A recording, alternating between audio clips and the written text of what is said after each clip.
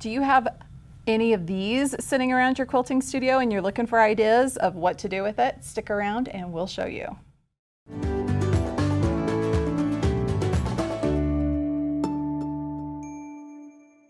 Welcome to Handi Quilter Watch and Learn. I'm Kim Sandberg and I'm Kristina Whitney. Today we're going to have a jelly roll race. We have wanted to do this for the longest time, haven't we? We have. We love this style of quilt. You just take a jelly roll. So for those of you who are like, wait, I don't know what that is. It's a donut. It's a donut of fabric. So it's a bunch of 2.5 inch wide strips that are just rolled up really cute and then tied with maybe some cute something around it. They usually have anywhere from 20 to 40 something pieces in them. And a really easy way to make a quilt is to just piece this on the long arm.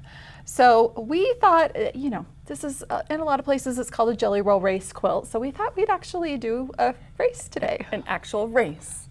It's gonna have a little fun. We're gonna channel our inner quilt-leets. That's quilt plus athlete, in case anybody didn't catch that. Yeah, I missed that one too. It's like mathletes. It doesn't go quite as well together. So we're gonna challenge our inner competitive quilters. How's that? That sounds a little better. Competitive quilters. And we've got a couple of tips for you first, because we know that this is the time of year too where you're thinking, oh, I really wanna make those handmade gifts for people for Christmas and for the holidays, the gifting holidays that are coming up. But I don't have a lot of time because we know it is November. So what are some tips for doing this? And as we're going through the tips, we're going to go through what our rules are going to be for rules of engagement for the competition today. Yes. So Kristina. Okay, well, behind us is a quilt that's already done. That was the jelly roll race. So the goal is, I think for both of us, we are doing the full width of fabric strips. If you wanted something bigger or smaller, you can sew the pieces together, you can cut them smaller, do whatever you want to. One thing that I do want to point out is we're going to come around to the back of the quilt here. One of the hardest things back here is figuring out where your boundary is on either side. So if you notice, I put my first piece down. And again, this is going to be a little bit easier because I'm just doing the actual piece that came. But I've taken some tape and I've marked on my pole and also down on this leader where my line needs to be when I'm lining this up. So, and I did it on the other side also. So that kind of gives me those boundaries, especially if I am using fabric that's longer, like if I've sewn the whole jelly roll together. Yep. That way I know where I need to go to cut it off and then move to the next row. And you've also done essentially like a vertical plumb line here too, haven't you? I did, yeah. Just in that one throat space. Very smart, very smart. Okay. Yeah, I haven't done that yet. So I feel like I am definitely gonna have a little bit of an advantage over Kristina in this competition. We're gonna start the smack talk now. Kristina's gonna be quilting on a Moxie XL and I'm gonna be quilting on an Amara 20. So, yeah, well, she's got an advantage on me there, but I still have the speed. Wait, how do I have an advantage on you? Well, you marked where your edges are, so my quilt's probably going to go like this. No, because I just shared my tip, and now you're going to go over and do it on yours. I'll have to find some painter's tape. There's some in here somewhere. Nope, okay. It's all gone. Okay, we're good. Yeah, so you're using the Amara 20. Yes. It's in the Amara family. I'm using the Moxie XL, which is an 18 inch. So you've got 2 extra inches of throat space. I do. You have a higher motor speed. What are some of the things that we have that are the same? The same. Well, we both are going to be using Pro Stitcher, so we're going to be able to use that channel lock feature to keep things nice and straight as we go. Let's talk about that real quick. Yeah. You don't have to have Pro Stitcher. No. You can use the channel lock clamp that you put on the wheels. I've done this without Pro Stitcher. And I might not even use the channel locks. I might just have my gears engaged. Yeah. Because that helps me just stitch that straight line. Keep things nice and straight. Yeah. And I'm trying to think other things that are the same. So we both have got regulated stitching. We're both going to use the square foot. And we're both using the 1/4 inch square foot so we can have that nice straight edge and easily keep our seams straight. Because we're gonna piece as we go. Yeah. And we decided we're gonna piece as we go, and then we're gonna do some kind of stitching, working our way back, because our other goal is not to cut the thread at the end of the row and then come back over. Yeah. So some tips to help you do this maybe a little faster as you're going through and doing it. And we'll see how good the timing is on the machines as we're coming right to left. Yeah. And if it is a pain, then I might snip my thread and come And back. bring you it know. back, yeah. I have to deal with that. but Exactly. We'll give it a shot and see. Okay, so we've already got our backing loaded, as well as some batting, larger than what we're going to actually be stitching. Mine's pretty close to the actual width of my quilt, my batting is, but yes, my backing is way bigger. I do have a little bit of an advantage there because we both decided we are going to use the ruler base. Now, why Yes. are we going to leave the ruler base on, Kristina? Because we're not using rulers, although rulers would be a great way to keep things nice and straight if you don't have channel locks. Yeah. Okay, so we're doing what we call a stitch and flip method. So we're putting one piece down, putting another piece right sides together, stitching it, and then we're going to flip the fabric so that the right side is showing. Right. Having that ruler base on is very nice. As you're going along, you can finger press and try to keep that fabric all smooth. A lot of times we have problems with it shifting or bunching, so we'll throw in some different things as we're going along, and you might see us, you know, maybe getting cranky if our fabric's going the wrong direction.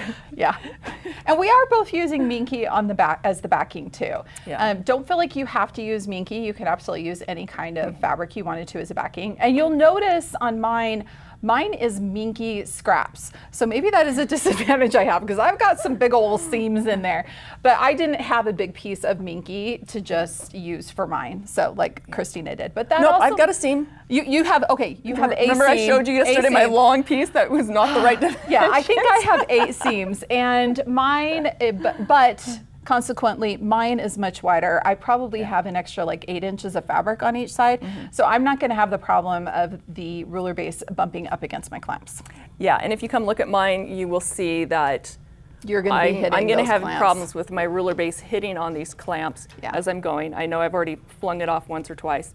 So what I might end up doing is just taking an extra piece of fabric and pinning it on there and then clamping onto the fabric, Yep. just to prevent me from flinging the bungee cord at somebody. Okay. Speaking of extra pieces of fabric, so one of the things we decided on, we are both doing width of fabric, so basically a 42-inch wide quilt, and we're both only using 25 pieces for the piecing that we're going to do. So our quilts are going to end up being roughly 40 by 50 inches, which is a really great size for like a baby quilt or like a toddler quilt. So, Yep. yeah. Okay, any other rules? We've already basted down our first piece. No sabotaging each other's machines, walking by, doing anything weird. We're both going to be at our own machines, so I think we're good there. I know you talked about like some quality control. Maybe we'll have to have Brienne step in and do a little checking on a couple things. Making sure we we're get to the stitching end, everything make sure down we right. caught all of our edges and we did all of our stuff. And one other note, if you really wanted to be a super achiever, we're not going to do it in this video. We have some other videos about it. But when you get done with doing the jelly roll race and you've got it all pieced, you could actually put the binding on in the frame too, so that when you take it off, all you have to do is trim it and turn that last edge under and stitch it down on a home sewing machine. I've done that before, and then this becomes a quilt from start to finish that's like under 2 hours. You can do it really quickly, which is fun and easy and great when the baby shower is at 2 in the afternoon and it's 9 in the morning. So, just saying. Okay. Well, I think we're ready. You ready? Are we ready? Okay. Okay. Let's get into Let's race mode. get into mode. Oh boy. I don't know if I can tie this without getting my hair. It's okay. Okay. It's okay. Take one for the team. Okay. Did you know that mine has killer wells? Because I'm going to kill this. Oh, I guess mine has a soft floral. Well, you know, it's all good. But yeah, we're definitely going to be working up a sweat while we're doing this. Do we need to do a little warm up? Some squats? Oh, I'm getting my shoulders ready. Let's get Our on that shoulders. machine. Oh my goodness, we're idiots. All right, we definitely are, but we're going to do some serious quilting. All right, I'm going to go over and take my place. I just thought of one advantage I have over you. What? My frame is taller than yours. Yeah, it is. Oh, goodness. I'm going to be... I did bring a stool over so I can do my flamingo quilting as I go along. I have a stool too, Yeah. so I'm good. I'm good.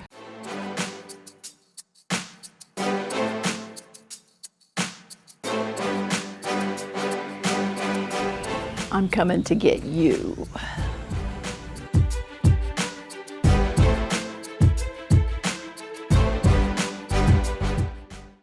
Kim, Yes. you've got one piece basted. Where's your second piece? It is laying on top of it, ready to be stitched. And my machine is positioned and ready to start stitching. Oh, did you already pull up your bobbin thread? Yes. Oh, come on.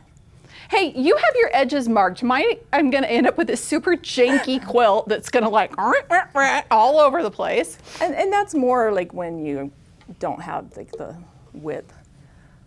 Okay. All right, are we ready? Okay. What stitch length are you using? I'm not telling you. I'm not divulging all my secrets, actually. I'm gonna go down to 11. Oh, wait. Okay. Okay, are we ready? On your mark, get set, go.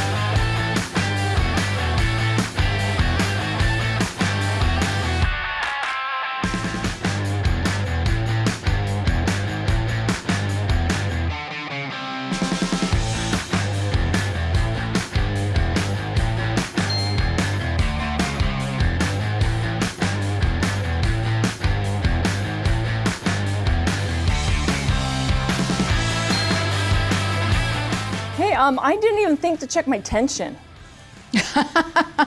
I checked my tension before I started, Kristina. That's what professional quilters do. I'm just gonna have to trust that whoever used it before.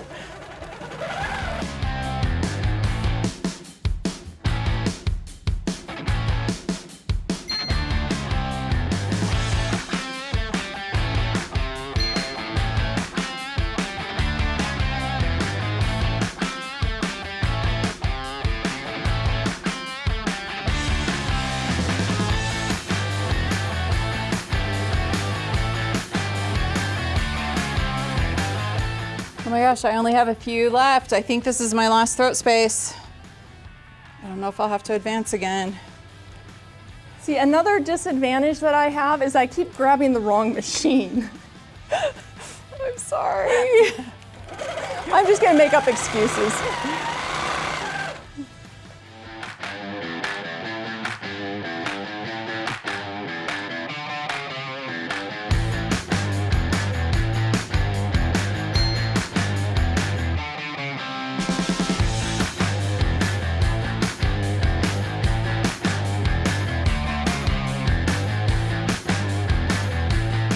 Almost put my fish upside down. Oh no.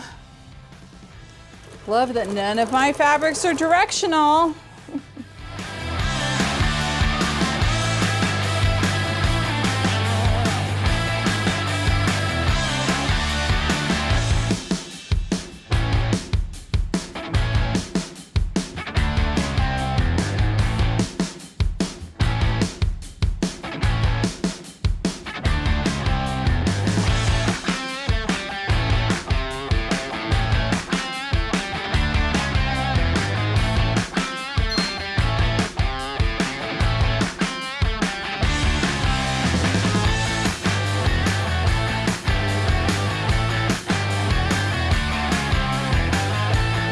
This is 3. Actually, I'm gonna have to advance. Shoot, I think I'm gonna have to advance for just the last one. Ugh.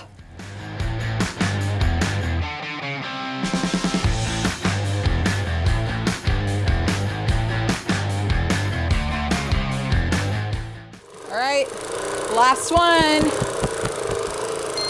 How close are you, Kristina? To the edge of my piece? No, I've got, after this one, I've got one more. You got one more? Oh, I'm not that far ahead of you then. You better hurry.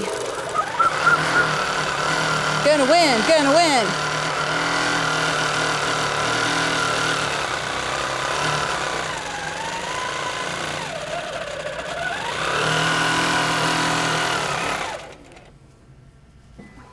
All right, just gotta quilt back across.